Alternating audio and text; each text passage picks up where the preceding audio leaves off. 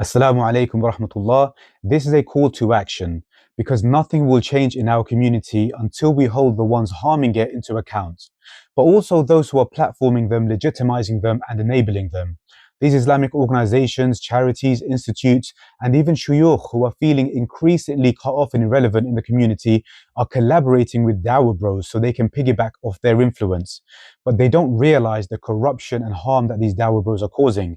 Or perhaps they do, but they low-key agree with them, which I sincerely hope is not the case. But it's not ethical for those who are preaching and representing God to be on the same platform as those who are actively hurting Muslims and harming the image of Islam. These institutions and organizations call to unity, but then they bring on divisive figures. They say that women should be respected, but platform misogynists.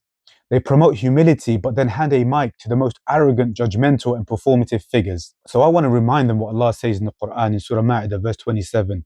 He says, "Indeed, Allah does not accept anything except that which is pure."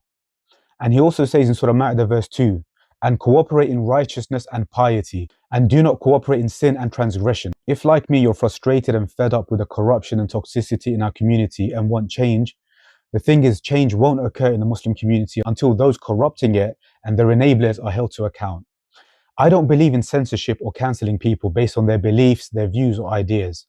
But I do believe that if we care for our religion, our community, and for humanity at large, then we need to put these self-righteous, vindictive bullies in their places, because otherwise they will continue to not only push Muslims and non-Muslims away from Islam and cause Muslims immense suffering in their lives, but they will continue to fan the flames of hostility towards Muslims in an increasingly Islamophobic world. So mashallah, this sister has written a letter to the organizers of this event to complain about them platforming this tally fella. And more of us need to do the same. We need to begin a campaign of pressure to deplatform these toxic figures. I will post this letter on my story for you to have a closer look at, inshallah.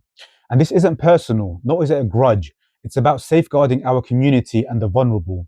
This man and other toxic influencers should be boycotted by the Muslims and Muslim organizations until they publicly retract their harmful and toxic statements, admit to their wrongdoing, and apologize for the hurt that they've caused countless people publicly. And in that case, I personally am happy to accept that from them and avoid bringing up their toxic past and support them in pushing forward a good message. And I'm sure others feel the same. But until then, we will continue to hold them to account and call them out.